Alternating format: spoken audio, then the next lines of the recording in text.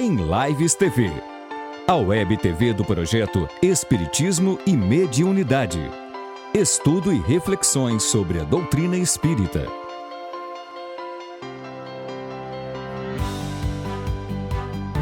Estude conosco.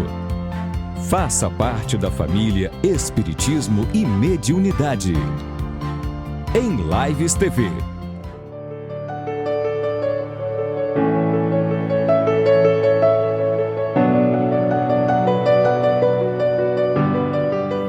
Convidamos ao palco os palestrantes Sandra Borba, Gustavo Silveira e Vitor Hugo, além da mediadora Regilaine Crepaldi, nossa vice-presidente doutrinária da Federação Espírita do Estado de Mato Grosso. Sandra, querida, primeiro é para você. Sandra, em O Evangelho segundo o Espiritismo, Allan Kardec expõe que o conhecimento espírita não está todo posto, visto que é doutrina progressista. Sendo assim, podemos compreender as obras psicografadas de Emmanuel, Joana de Ângeles e outros autores espirituais fidedignos como complementações ao ensino kardeciano? Boa tarde. Que decepção, né? Mas, pelos caminhos de Jesus, a gente tem que ser fraterno. Agradeço a fraternidade de vocês e a tolerância.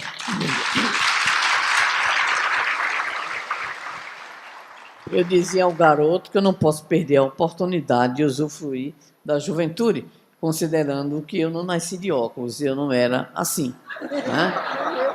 Nem você, né?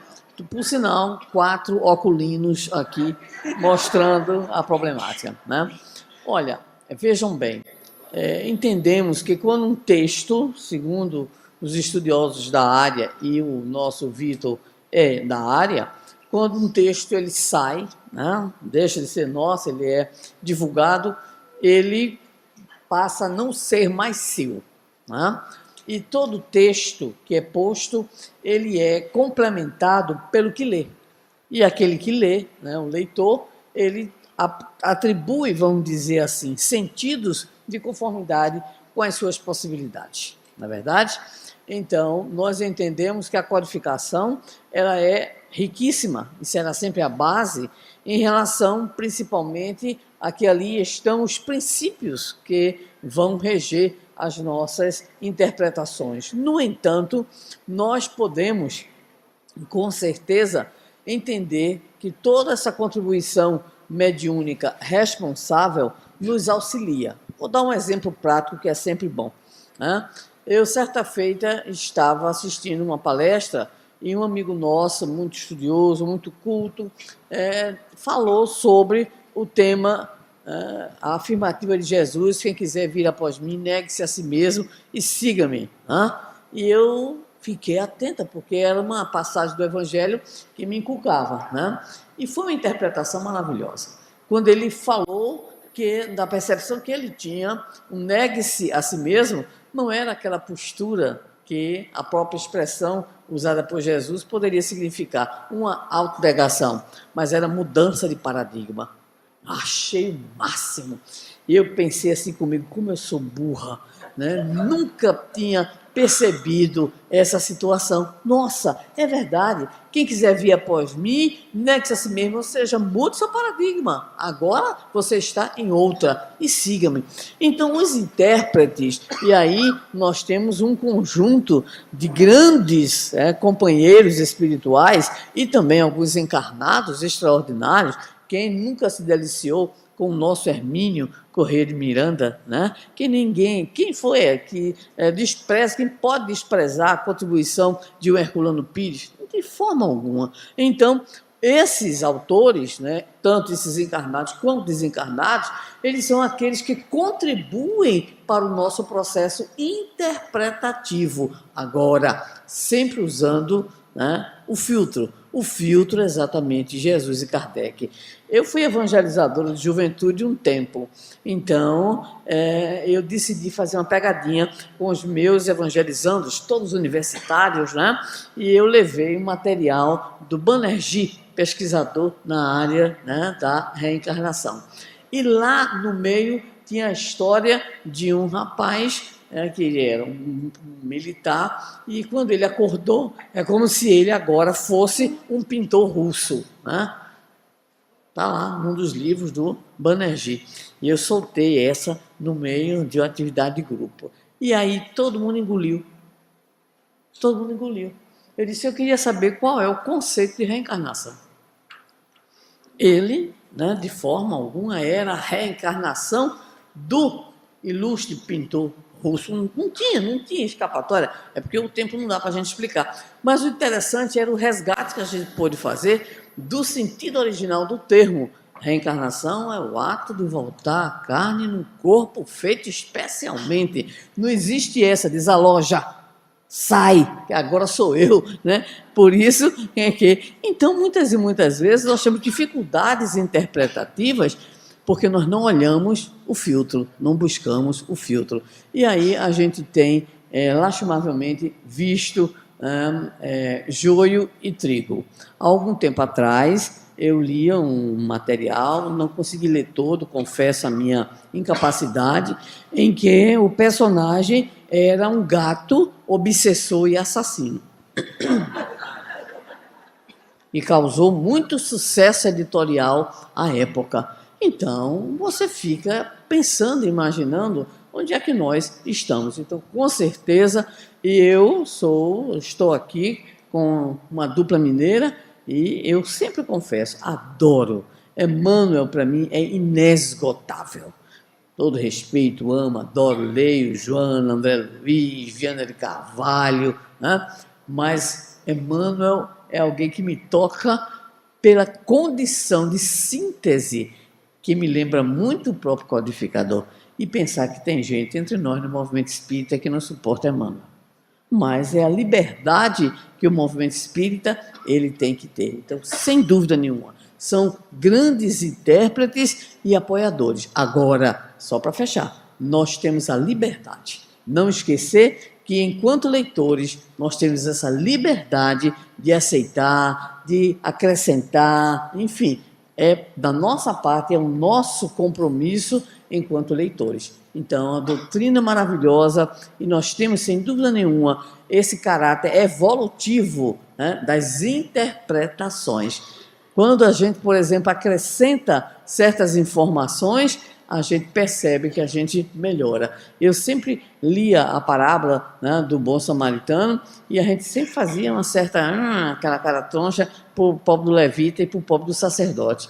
Então, quando eu li um autor judeu, não tem nada a ver com o espiritismo, ele como que justifica a ação, a atitude do levita e do sacerdote. Eles desciam de Jerusalém para Jericó, ou seja, eles tinham feito o processo de purificação e se aproximar de um corpo, né, que estava ali na estrada, para eles significaria o quê? Que eles teriam que retornar para nova purificação e talvez até suas famílias.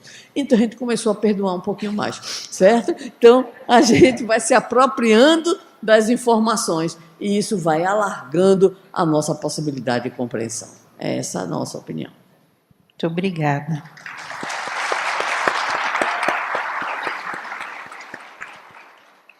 Vitor Hugo, pode realmente o jovem ser agente de transformação social na atualidade? Aí eu vou pedir para que todos nós falemos bem perto do microfone, porque a equipe técnica orientou que senão dá microfonia ou fica baixo. Assim fica bom? Ótimo. Como a gente foi construindo a longo prazo na nossa fala, essa é uma dos cargos e postos bem possíveis. E aí o irmãozinho trouxe com maior relevância essa questão de que a nossa maior obra não vai ser de fora. A maior obra é a de dentro. Então, se a gente olha, a gente vê ativistas hoje muito importantes, de renome, que de certa forma impactaram o pensamento social. São poucos que vão se destacando aí em cima, mas aonde quer que a gente esteja, a gente pode ser o lumen que as circunstâncias necessitam. E é sobretudo nessa obra tão pessoal que está sendo construída dentro de nós que a nossa atenção tem que ser redobrada, porque senão a gente passa a encarnação toda fazendo igual Marta, mas sem, no entanto, poder desfrutar na intimidade aquilo que a obra de fora pode concretizar de dentro. Muito bom.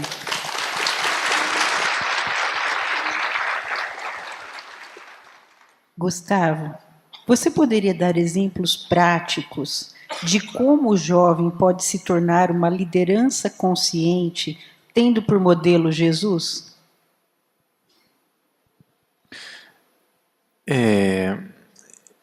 Eu acho que a liderança consciente, ela passa por uma percepção de que nós não viemos aqui para mandar, nem para obedecer. Isso aí é circunstancial. Então, exemplos práticos de como o jovem pode se tornar uma liderança consciente tendo por modelo Jesus, eu diria que a gente pode organizar, como já vi lá em Uberlândia, grupos de assistência de todo tipo, grupos de assistência a asilos, grupos de assistência a pessoas em situação de rua, porque até um pouquinho do que o irmãozinho acabou de falar, né? A transformação social, o jovem pode fazer isso porque o jovem já está fazendo, né? A sociedade, ela já está impactada pelo jovem hoje. A questão é como que o jovem está impactando. Então, se a gente tomar por modelo Cristo, o nosso impacto na sociedade, como colocamos na palestra, será uma transformação interior, mas poderá também ser uma transformação exterior, partindo de um princípio que nós vamos usar a nossa energia não para dizer que está tudo errado, não para dizer que o mundo tem que virar de pernas para o ar, mas para perceber o que a gente pode organizar no mundo, que não está legal. Então eu já vi grupos de jovens que davam assistência a refugiados. Lá em Uberlândia a gente recebe muito refugiado. E aí você vê que funciona porque precisa mais de boa vontade do que de qualquer outra coisa, né? Então, liderança consciente significa conduzir a mim mesmo e outras pessoas num propósito do Cristo. Então, a maneira de enxergar seria qual é o nosso contributo verdadeiro, né, para uma melhoria de todos, né? E aí eu acho que o jovem tem uma força, não que outros não tenham, mas acho que é uma força notável de organizar, de fazer, e acho que principalmente de contagiar. Porque o adulto, sobretudo quando vai passando mais o tempo, eu percebo que, e compreendo, por isso que disse na palestra que eu acho que eu estou no meio termo aí, fico um pouco cansado das coisas. E o jovem traz esse renovo, né? Traz esse ânimo contagiante mesmo, para que a coisa seja feita. Então, eu acho que seria, o exemplo prático seria observar no meio em que eu estou qual é a verdadeira contribuição que posso deixar, que posso fazer, o que o meu grupo de amigos pensa, né? E aí a gente vai se tornando essa liderança consciente. Obrigada.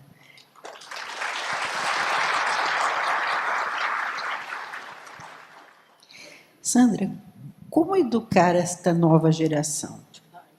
O que fazer para chamar a sua atenção para os caminhos de Jesus? Olha, Jesus deve saber responder. Kardec também. Sandra não sabe responder. Né? Mas a gente vai tentar, né? Porque é feio desistir, né? É feio desistir. Né? Eu só queria fazer uma colocaçãozinha na fala do Gustavo, pode? Fique à vontade. Está em Lucas, quando Jesus diz: estou entre vós como quem serve. Eu acho que é uma síntese muito interessante da chamada liderança servidora. Né? Vamos lá, Sandra Borba. Bem, existem 3 coisas muito difíceis. Todas elas começam com a letra E. No Nordeste a gente fala aberto. E. Aqui parece que é E, sei lá. Bem, primeiro é evoluir. Né? Segundo, educar. Terceiro, emagrecer. Em homenagem ao Gustavo.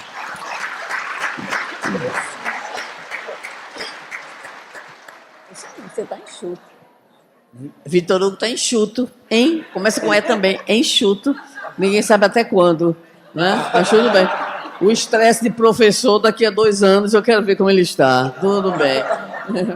Bem, educar. Nós fizemos exatamente a palestra hoje sobre o tema educar. É muito difícil.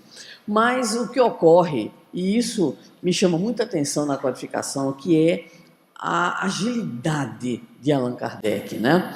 Existe um material muito importante chamado Textos Pedagógicos, que foi tradução da professora Dora Encontre, em que nós temos alguns discursos de Kardec com 20 e poucos anos. Gente, é uma maravilha, né? Então você percebe que aquela experiência que ele teve em Yverdun, na Suíça, como aluno de Pestalozzi, como isso interferiu. Então, a educação ela nos é apresentada dentro da doutrina espírita a partir da fala do codificador e do apoio à fala do codificador do Espírito Verdade, que a educação ela é a chave do progresso moral. Por quê? Porque o progresso intelectual, esse se faz de qualquer jeito, né? Esse se faz por um problema, por uma dificuldade, por um desafio, por um interesse. Então vem aí o chamado desenvolvimento intelectual. Mas a educação moral, ela é lenta. Ela é muito lenta porque ela envolve uma dialética entre quem educa e quem é educado muito grande. E, além do mais, esse processo contextualizado, que já é difícil a dialeticidade. E essa dialeticidade no contexto fica uma situação muito mais difícil. E o que é educação moral? É formação do caráter. E a formação do caráter ela é muito difícil e por isso nós temos na codificação que quando nós, é um comentário de Kardec, nós descobrimos a maneira, o caminho para desenvolver isso, nós estaremos muito bem. Agora, com certeza, existem algumas indicações. O Dr. William Damon, lá nos Estados Unidos, é considerado uma das maiores autoridades em educação moral.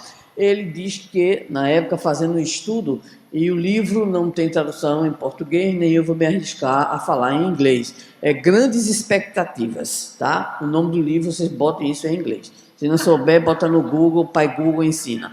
Então, ele diz, em relação à geração norte-americana, é uma geração cínica. Olha, eu gostei da sinceridade do cara. É cínica, é amoral.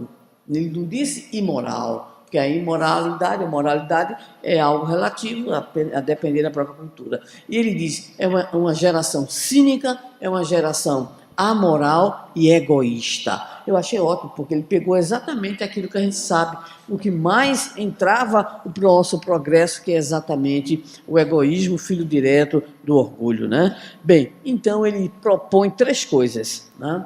3 coisas que são muito necessárias para transformar isso dentro da perspectiva dos seus estudos longitudinais, inclusive ao longo de muitos anos. Ele propõe limites. Então, quando você liga uma televisão e escuta que alguém matou os pais porque os pais mandavam ir para a escola. Aí eu digo, meu pai do céu, que é isso? A turma está esperando o fim do mundo. Eu já achei há muito tempo, né? Eu acho que a gente está em situações realmente limítrofes. Aí o outro, porque o pai mandou se afastar do celular. Então, limites, disciplinas e desafios. São 3 as palavrinhas mágicas que o Dr. William Demon coloca para nós. Agora, se nós pegarmos essa ideia e voltarmos para a doutrina espírita, para o Evangelho em especial, e para os diversos textos pedagógicos, nós temos aí a importância e necessidade da família, o papel de exemplificar da família.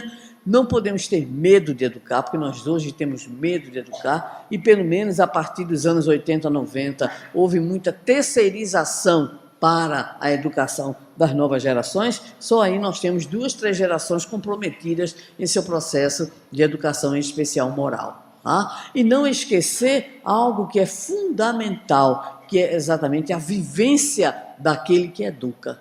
Aquele que educa. Aquele que educa, ele é chamado. Por isso dizemos sempre, em relação à minha área específica no movimento espírita, que é de evangelização. A gente só evangeliza quando a gente se evangeliza, ou a gente evangeliza se evangelizando. Né? Então, da mesma forma, os pais, os evangelizadores, a ambiência educacional que nós temos que ter dentro da casa espírita. Então, o progresso moral é a chave, aliás, a educação é a chave do progresso moral. E aí nós temos a exemplificação, nós temos o limite, a disciplina, o desafio, e nós temos uma coisa muito importante que foi colocada pelo nosso Gustavo, que é o envolvimento desde cedo de crianças e jovens em ações que sejam ações de cidadania, ações sociais, ações éticas e ações onde elas possam viver a fraternidade. É o que a gente pode dizer rapidamente.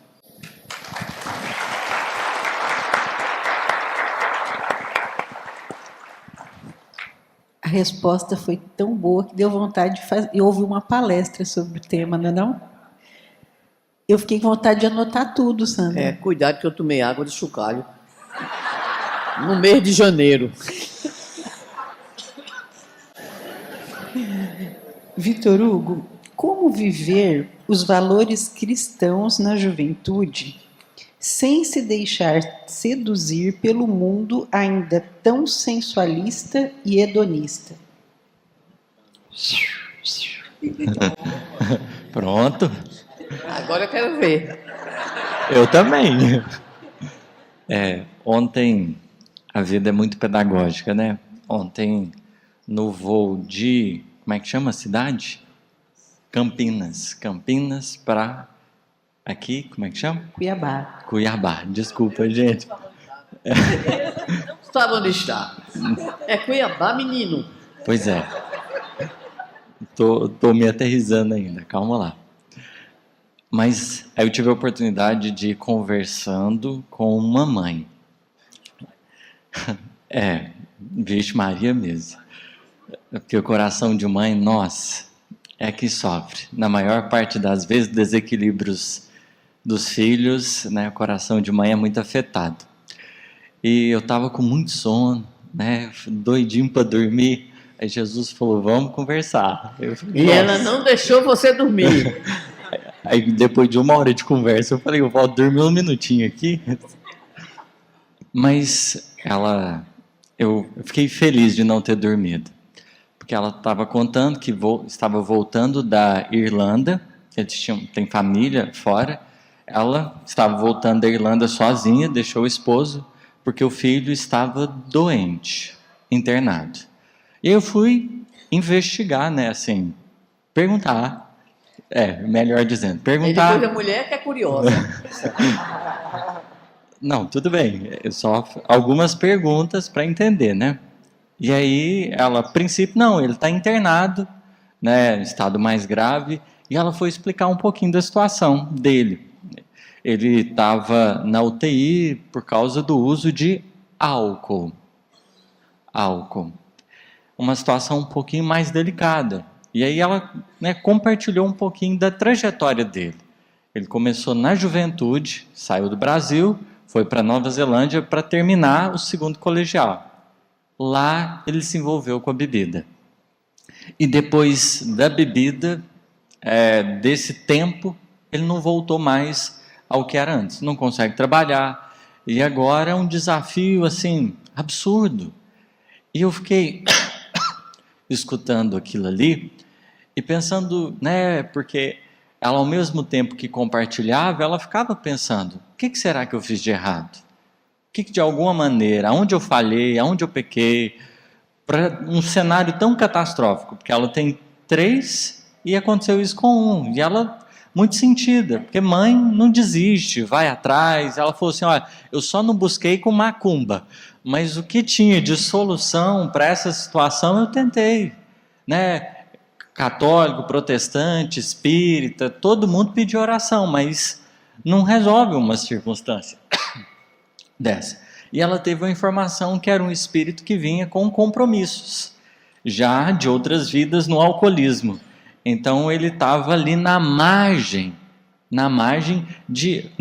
justamente na juventude, de um risco muito grande. E ele foi para fora, e ela vai dizer: a gente tinha família lá, mas ele ficou num internato. E ele perdeu referência. Ficou sozinho, não tinha ninguém. Era ele e os amigos da influência. Então, quando a gente pensa em influência, é um componente que a gente não pode descartar.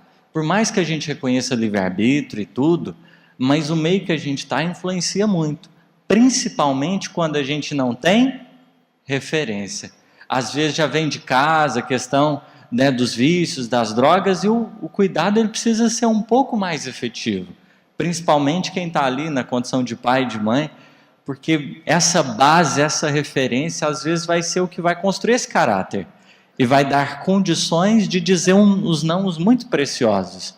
Mas senão a gente vai em catástrofes como essa, porque não é simplesmente alguém que se envolveu com algo. É alguém que abriu mão dos compromissos encarnatórios e que acabou acidentando-se interiormente, que às vezes a reconfiguração de todo esse cenário vai demandar tempo. A gente sabe que pela bondade de Deus, né, não vamos ter portas fechadas. Eu estou dando aula agora, né, eu fico triste de não ter sido seu aluno, aprender um pouquinho com a senhora, que a senhora é ótima. Ah, você ia rir muito.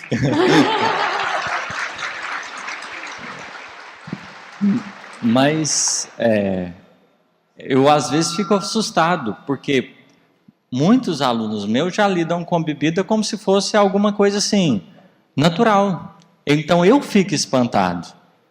E aí a gente vai precisar, né, de meios e estratégias, conhecimento científico cada vez mais profundo, para ter uma referência não de um moralismo, mas olha, aqui tem gente que pesquisa, e se você seguir nessa direção vai ser esse rumo.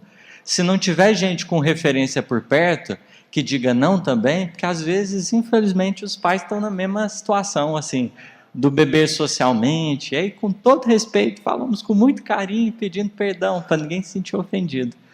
Mas a gente recebe influência, sobretudo de quem está perto. Obrigada.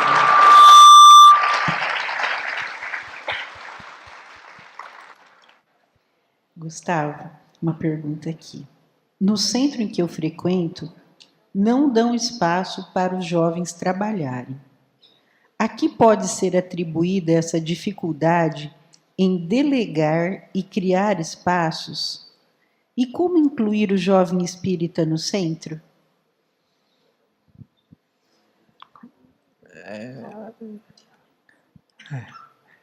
Eu diria que não tenho muitas condições de apontar os porquês.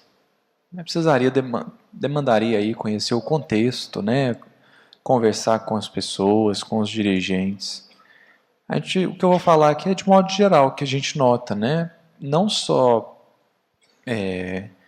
uma certa insegurança por parte da direção, insegurança no sentido de dar esse voto de confiança e o jovem não retribuir, né? Não só do ponto de vista da insegurança, mas do ponto de vista do apego, né? Que aí eu acho que a gente fala de um problema mais profundo. O apego que uma direção de casa espírita pode ter, ele não é só proveniente de uma sensação assim, não, a obra é minha, sou eu que faço. Embora aconteça, mas não é só isso. o apego que muitas vezes a gente vê as pessoas, as direções de casas espíritas terem na casa espírita, vem de um problema mais profundo ainda, que é o foco no resultado.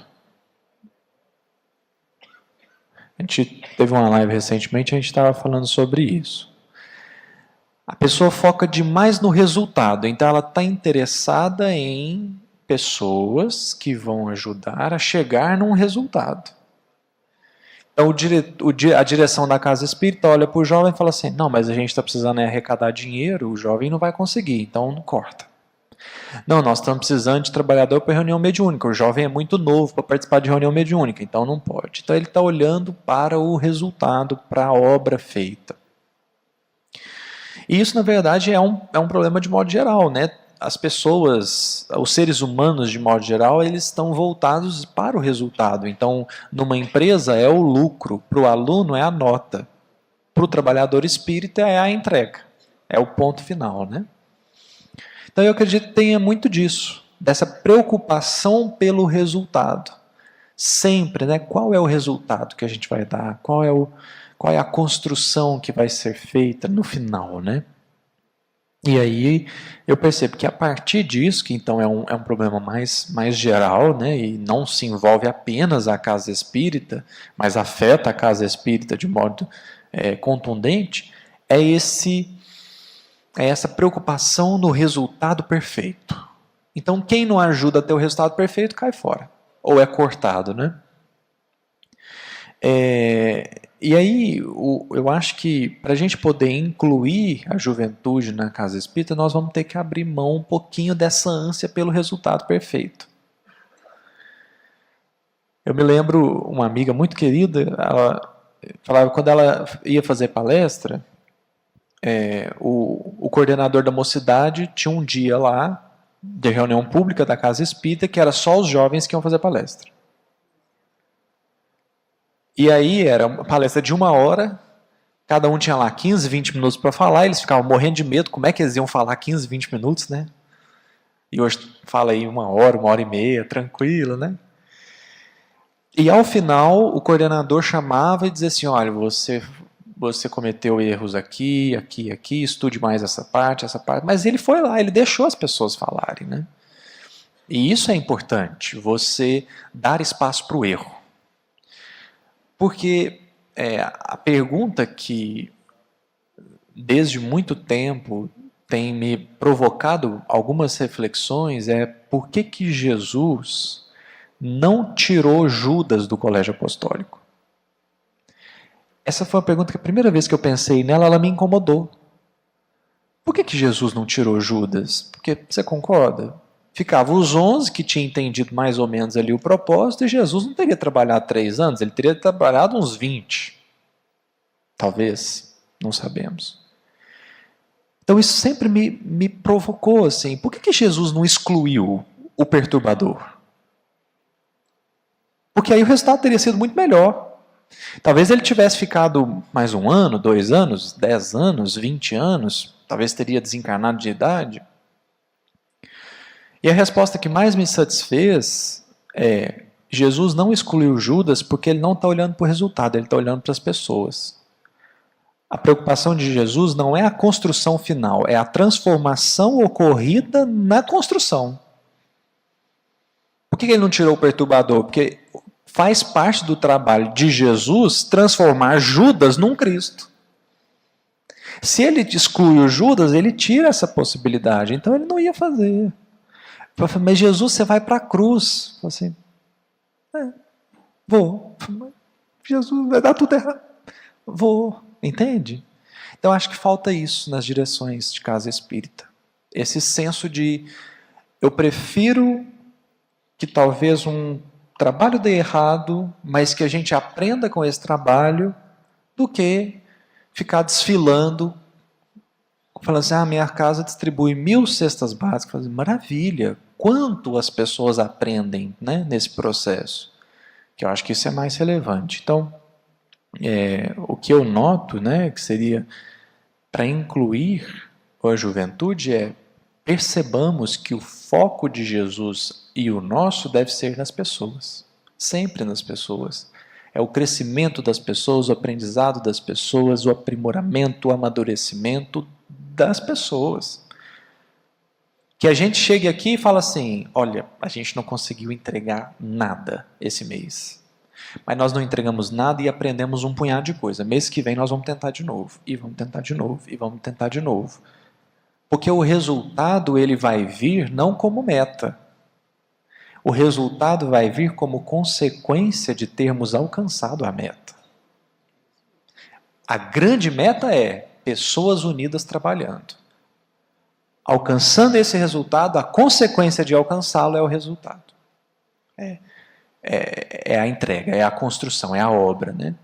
Então, eu acho que passa aí por esse... Claro, eu acho que a questão é muito densa, né? Assim, acho que não está esgotado aqui, mas para mim hoje, no meu ponto de vista, no que eu observo, do que eu ouço, do que eu vivo, estaria aí, né? Esse senso de é preciso fazer tudo certinho, prejudicando o aprendizado.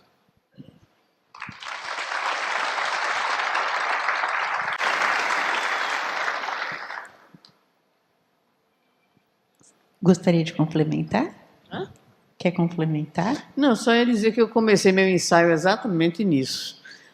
Na minha juventude espírita, porque eu já disse que eu não nasci de óculos, eu não era assim, a juventude espírita que eu participei, Federação Espírita Pernambucana, terceiro domingo era da juventude espírita. E a gente ficava lá embaixo, tinha uma escadinha torturante, né? Quando a gente acabava de passar pela escadinha, a gente já estava tonto, né? E quando chegava ao auditório, era metade desse auditório, 750. Então, foi onde a gente começou exatamente, né, pela exposição. Que foi seu caso também, não sei se foi o seu. Ou seja, teste de fogo, na verdade, mas oportunidade. E eu gostei muito da sua resposta, porque a gente precisa pensar nisso. Muitas vezes a gente está preocupado com o resultado, não está preocupado com o processo. Né? E se você fez essa pergunta em relação a Judas, eu também já fiz essa mesma pergunta, né? E eu disse assim, mas se Jesus tivesse excluído Judas, o evangelho não seria o evangelho da inclusão. É isso. Mas foi ótimo, adorei.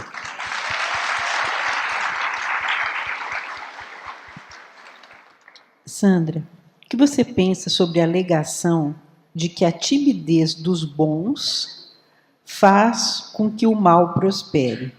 Qual o limite entre sermos omissos e evitarmos nos posicionar para evitar conflitos diante de tantas polêmicas do mundo atual? Quando agir e quando calar? Eu também não sei. Né? Por quê? Está lá, realmente, no texto, né? No texto da qualificação. Os bons são tímidos. E eu, data vênia a resposta, eu digo, será que eles são tão bons? Eu me permito duvidar dessa bondade. Porque a bondade, ela é atuante. Ela não pode ser uma bondade que, de repente, pense primeiramente em si. Ou ela se esconde diante dos conflitos. Né? A gente tem uma dificuldade muito grande na sociedade, na família e na instituição espírita de conviver com um pensamento divergente. Então, é outra resposta que eu achei em relação a Judas. Judas era o espírito de porco, como a gente diz no Nordeste. Ele devia ser aquele que criava sempre as polêmicas. E Jesus sempre, né, reforçando aí a sua posição de esclarecedor e de mestre. Então, não sei exatamente se o bom ele é tímido, se ele é bom mesmo, né, ou ele tem receios. Agora, com certeza, uma coisa a gente não pode ser, deixar de ser bombeiro e colocar lenha na fogueira, que é o que a gente mais faz. Então, a situação limítrofe entre agir ou não agir, ela é muito circunstancial, por isso que é sempre difícil a gente responder em situações como essas, porque é preciso que a gente saiba que situação é essa que está ocorrendo, para que eu saia de uma posição, por exemplo, cômoda e que eu passe a agir, considerando que a gente vive o mundo da intolerância. né? A intolerância, ela está dominando não apenas os arraiais religiosos e políticos, mas todos os arraiais das chamadas convivências humanas. Então, essa convivência humana de respeito, de tolerância, né? Então, vou só colocar lenha na fogueira também, né? Vou deixar de ser bombeiro. Então, muitas vezes a gente se torna espírita e se afasta daquela pessoa que não é espírita, que era amiga nossa, por exemplo, né? Mas que tem um pensamento divergente do nosso, não é verdade? Muitas vezes a gente não respeita aquele companheiro de trabalho que tem uma postura diferente e a gente é chamado a fazer a parte que nos cabe e não necessariamente a outra parte. Ou a gente se afasta, como nunca aconteceu. Eu tenho 50 e poucos anos de movimento espírita. Eu nunca vi tanta televisão no movimento espírita por besteira.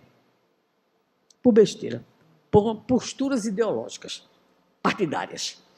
Eu tenho certeza que a gente vai responder muita coisa no plano espiritual por causa disso. Nunca vi em família tanta separatividade em razão de posições, né, político-partidárias. Quer dizer, nós não temos uma postura que seja uma postura realmente cristã, espírita. E se você tirar o cristianismo, se você tirar o espiritismo, você tem uma coisa também chamada bom senso. Falta bom senso entre nós. Eu não posso, de forma alguma, impor o meu pensamento. Uma das características de Jesus como líder é exatamente o fato de ele aceitar o que não quer a sua liderança.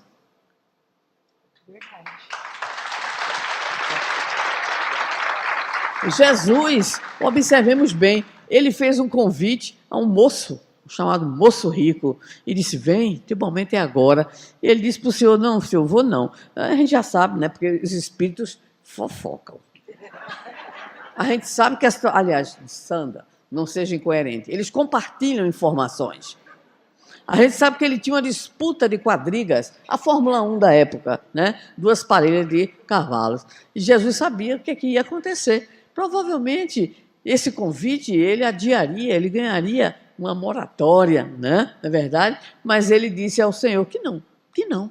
Então, o que eu acho mais bonito na liderança de Jesus, uma liderança a partir de Jesus, é esse profundo respeito pelo pensamento diferente e pela atitude negativa. Então, ele olhou para Jesus com toda a amorosidade do mestre, ele disse, não, senhor, eu vou para a corrida de cavalo.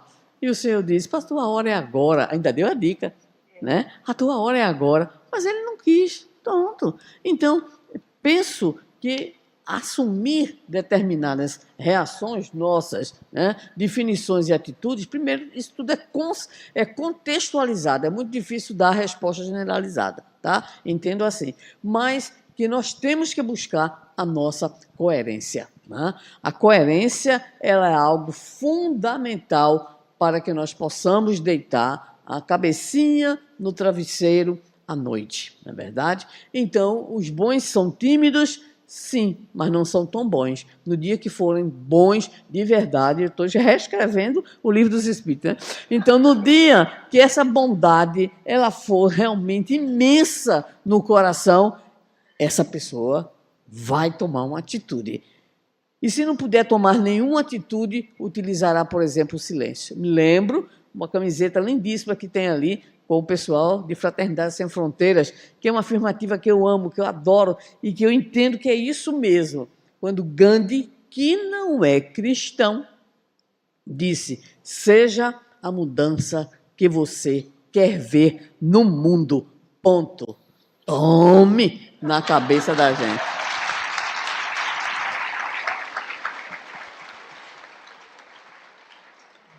Gustavo, você gostaria de complementar? Não, eu queria só adicionar um ponto aí. Acho que a Sandra falou tudo que tinha me vindo ao coração, mas sobrou um pontinho que é assim. Tem uma pergunta no Evangelho segundo o Espiritismo, que, se não me falha a memória, é a última pergunta do capítulo 10, Bem-aventurados os misericordiosos. E Kardec faz a pergunta difícil, que é assim, haverá casos em que seja útil se revele o mal feito por outro?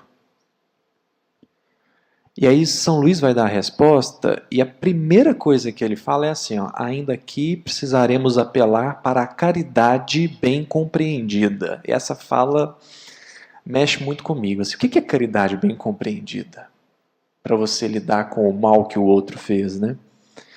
E acho que tem tudo aí que a Sandra falou, e o que ficou para mim, assim, o que ficou ainda no meu coração é dizer, não existem apenas duas opções. Ou você se omite ou você guerreia. Não, tem várias outras. Então, a pergunta que é assim, qual que é o limite entre a omissão e a fala? Eu falei assim, não sei se a perspectiva é por aí. Acho que tem uma perspectiva que é assim, ó, como falar? Por que falar? Com que intuito falar? Eu quero falar para vencer o outro ou eu quero falar para ajudar o outro? Eu quero falar para constranger o outro ou eu quero falar para compartilhar com o outro? Então, o que eu colocaria ainda, né, no final de tudo é, se você quer falar, fale. Porque não seremos nós aqui que vamos dizer assim, não faça ou faça, né? Se a gente soubesse o que fazer da vida, a gente não estava aqui não, a gente estava lá em cima. A gente está aqui porque a gente também não está tentando e errando, né? Então experimente, mas ao experimentar, falar ou calar, encontre o motivo certo. Encontre o motivo certo. Porque tem gente falando para vencer o outro. E aí é a decepção. Nós nunca venceremos ninguém. Todos continuarão vivos, se transformando, existindo e possivelmente perto de nós. Então, É isso aí. É o que move, né? Isso. Isso é Em nome de quê? Em nome de né? quê? Em nome de quê que eu vou falar? Ou vou me calar? Porque eu posso me calar por covardia, posso me calar para esperar o momento certo. Posso falar para vencer o outro, posso falar com raiva, posso falar para ensinar o outro. Então, entre fazer a opção do se calar ou não, e aí acho que a Sandra foi muito feliz no os bons tímidos não são bons, né? Tão bons assim. Então, entre falar e calar, escolhamos o motivo. A essência do motivo. Por que eu quero fazer isso? E aí a minha percepção é que muitos dos que falam brigando vão perceber que só querem vencer o outro. Aí a gente é convidado a repensar. Muito bom.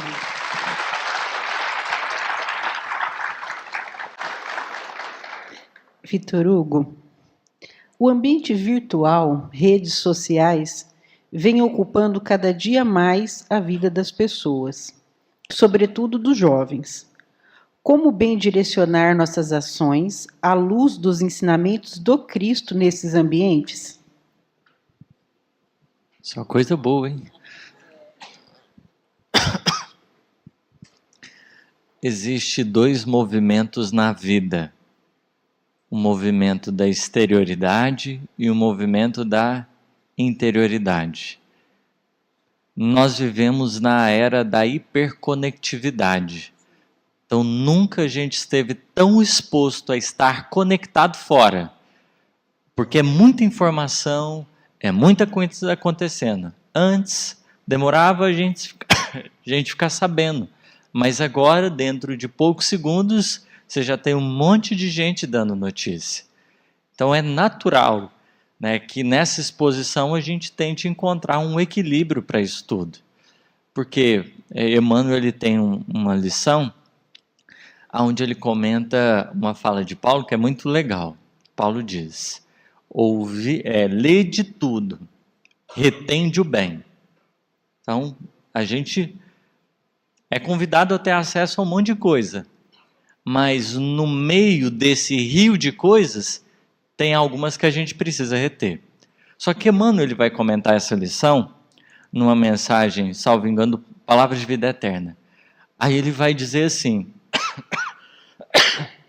que o espírito maduro, ele está destinado a se expor a tudo. Mas a criança e o enfermo não. Porque um está construindo pensamento, o outro está em debilidade emocional. Às vezes a gente não está bem E uma das escapatórias, válvulas de escape que a gente tem é a rede social. Porque ao invés de olhar para questões mais profundas, a gente fica passando o dedo, tchup, tchup, tchup. E sem perceber, nós vamos consumindo um tempo precioso que a gente poderia estar ocupando de cuidado consigo mesmo. Então, nesse limiar que a gente se encontra, né, de compreender esse uso expressivo das redes sociais, avaliar, né, será que hoje é meu dia? Né, não tem necessidade de todos os dias eu bater a meta de 3, 4 horas ali, por dentro de tudo, e às vezes experimentar, né, a gente se ocupar com outras coisas, porque às vezes a gente vai trazendo tanto entulho mental, tanta coisa que não tinha necessidade, vai sobrecarregando e tensionando a nossa própria casa íntima. O que o Evangelho recomenda. E de vós a um lugar à parte. Todos nós temos necessidade de interiorizar, de dar uma faxina interna, de repensar. E sem, né, falar que o telefone consome muito tempo. A gente precisa. Mas será que, né, os nossos dias precisam estar totalmente preenchidos? Porque às vezes durante a palestra ou o congresso, a gente às vezes não conseguiu ficar desconectado. A notificação veio, nossa, tem que ir lá olhar. Mas e o exercício de concentração? Talvez essa seja uma das grandes estratégias até dos espíritos, que não quer que a coisa ande muito bem. Porque como eles sabem que a gente não consegue lidar com esse brinquedo, né, é muito fácil, é só colocar a gente na frente dele. O resto, a gente faz sozinho. E aí...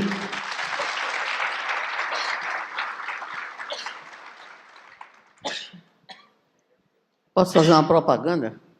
Pode. Amanhã, 19h, na TV, na Web TV da Federação Espírita do Rio Grande do Norte, teremos a nossa querida irmã Lúcia Moisés trabalhando, é um programa de entrevista, falando para além das telas digitais, que é o último livro dela, excelente, sucesso inclusive, onde ela nos ajuda a entender, inclusive trazendo os estudos mais modernos em relação aos efeitos de tempo excessivo de tela para crianças e adolescentes. Então, pelo YouTube, o canal da Ferne TV, né, Espírita, às 7 horas da noite, uma promoção do pessoal da área da família. Obrigado.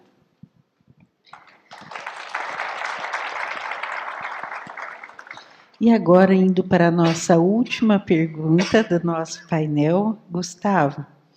Frente aos convites atuais do mundo, existiria alguma maneira dos jovens poderem se manter fiéis ao seu compromisso, sem desviar pelos convites do caminho da porta larga?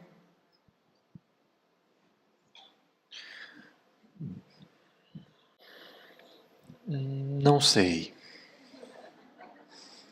Por quê? Porque eu não sei se o certinho é sem desvio. Eu não sei. Talvez o desvio é pedagógico, né? Não é que nós vamos desejar o desvio, não é que nós vamos intencionalmente desviar, mas o seguir direitinho sem desvio, eu não sei se essa é exatamente a proposta. Porque, na verdade, a proposta maior que eu vejo do Evangelho é de amadurecimento, né? E, por vezes, vou precisar me equivocar, né? Contudo, o que a gente nota é que é possível evitar os grandes desvios. Aí, acho que sim. E o que eu chamo de grande desvio? O Emmanuel tem uma mensagem chamada Ante o Cristo Libertador.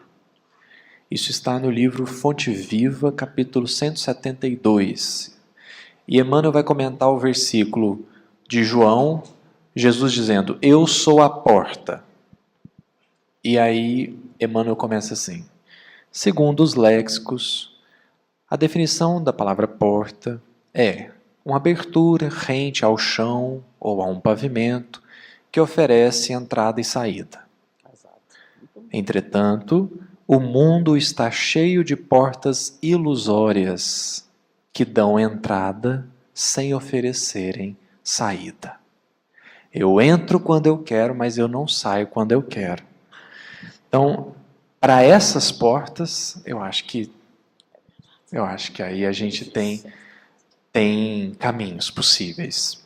Porque eu vou desenvolver, e aí é por isso que a gente sempre fala da evangelização.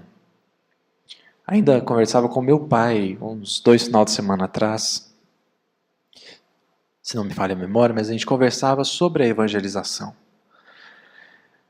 Porque quando a gente está semeando na criança, essa colheita ela começa já na adolescência. Por quê? Porque você vai construir visão de mundo para aquela criança, você vai construir valores para aquela criança, que ela, querendo ou não, vão ajudar ela nas escolhas que ela faz mais à frente, né? Então, quando a gente fala da evangelização, nós não estamos falando apenas de ensinar sobre Jesus para a criança num esforço meramente evangélico. Nós estamos falando de formação, e aí foi o ponto que a gente mais focou na nossa fala, nós estamos falando de formação de caráter. Então, esses grandes desvios, eu não acho que a gente vai evitar atuando na juventude.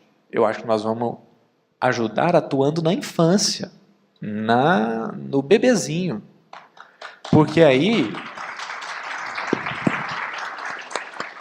Porque aí nós estamos criando um ser humano com as suas perspectivas de vida, com as suas análises, a sua lente, né? Com a lente com que ela olha. Então, na criança, nós estamos ali ajudando ela a formar, né? Achei muito interessante a pergunta sobre o limite, né, que a Sandra comentou, dar limites, porque tudo isso é um processo pedagógico do ser humano integral, né?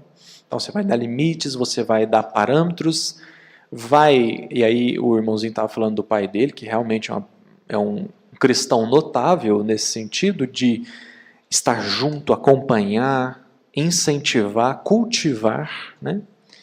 Porque aí a gente vai na adolescência / início de vida adulta, nós vamos começar a colher já, e continuar semeando, mas colhendo, para que esses grandes desvios, porque eles são desnecessários, né? Esses pender para vícios, pender para abusos, né, do prazer, da droga, enfim. Eu vi, né, comentei na palestra, eu vi colegas meus que entraram a hora que eles quiseram, mas eles não saíram a hora que eles quiseram. E isso foi sempre um ponto de alerta. Você entra quando você quer, mas você não sai quando você quer. E aí você vai despertando essa noção de vida já no bebê, na criança, né? Meu irmão teve filho agora, virei tio, né? Já era todo tio agora. E aí ele contou, achei muito engraçado, que a minha sobrinha estava querendo mamar demais. Ele olhou para ela e falou assim, não, Maria Isabel, pelo amor de Deus, já começou um pouco limite ali, né? Falei, calma, não é assim também não, né? A coisa mais branda um pouco, mas ele, não, pelo amor de Deus, sua mãe está cansada, né? Mas assim, é o esforço, né, de você ir cultivando e passando ali para aquela criança que vai, então, usar muito do que ela viu, ouviu, aprendeu para moldar a sua visão de mundo. E aí sim, acho que na juventude a gente impede esses desvios que, aí sim, eles são bem desnecessários, né? Obrigada.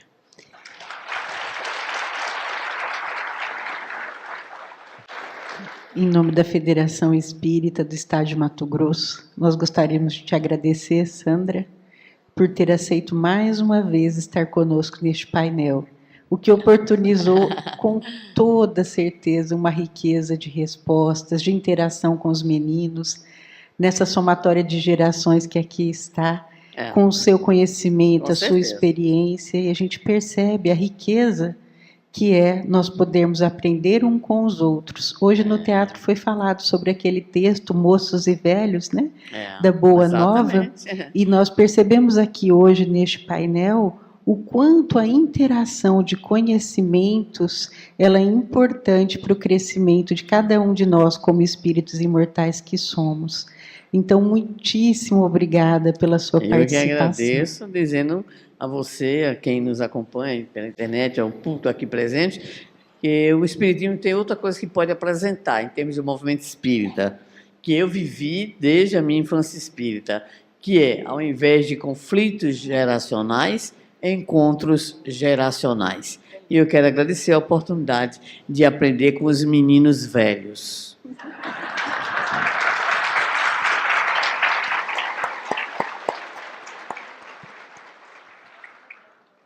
Muito obrigada também, Vitor Hugo, pela sua participação conosco, pelo seu esforço de, mesmo no spray de própolis, responder com muita alegria as perguntas que lhe foram direcionadas, e pelas suas exposições também.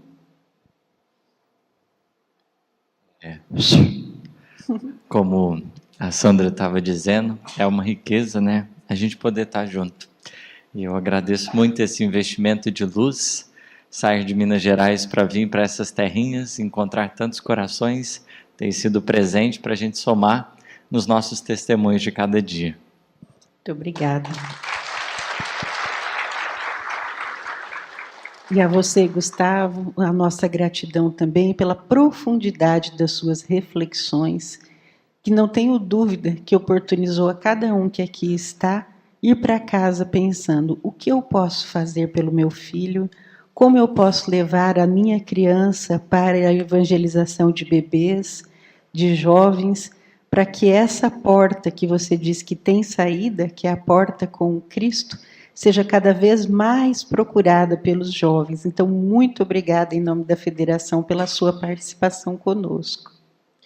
Eu que agradeço a todos, né, pela atenção, pela presença, a Sandra, que a gente agora está podendo estar mais pertinho e aprendendo com ela, ao irmãozinho que é esse companheiro de caminhadas, não as caminhadas que eu tenho que fazer, as outras. Porque... Nem olha para mim também. E a toda a federação, né? Salvo aí as brincadeiras, mas a federação pelo convite, pela confiança. Sempre uma honra imensa poder estar aqui fazendo parte, e que Jesus possa abençoar, fortalecer e favorecer mais eventos, mais encontros, a fim de que a gente desperte o nosso espírito dentro daquilo que todos somos chamados a fazer. Muito obrigado. Que Jesus nos abençoe.